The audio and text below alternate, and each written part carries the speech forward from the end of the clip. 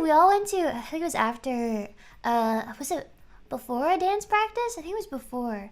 And we wanted to get some energy, so we all went to this really cute cafe. Ina and I, we got green tea, and then Kiara got a cherry tea or something. She got some kind of fruit tea, and Watson got a hot chocolate, I think.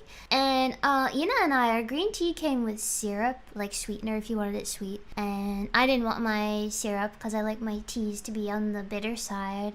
And Watson was like, I don't like mine. It doesn't taste like anything. And she started taking stuff off of our plates and putting it in her hot cocoa and mixing it like a big cauldron of I don't even know what. And Kiara was like, oh my god, she's making the Watson concoction, but real.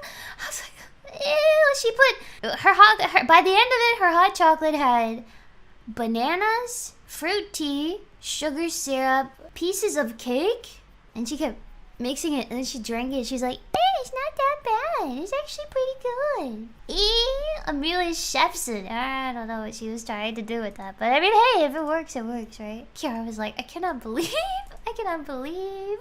And during all of this, Ina's sitting, just sipping her tea, very calm, very calm, very tired.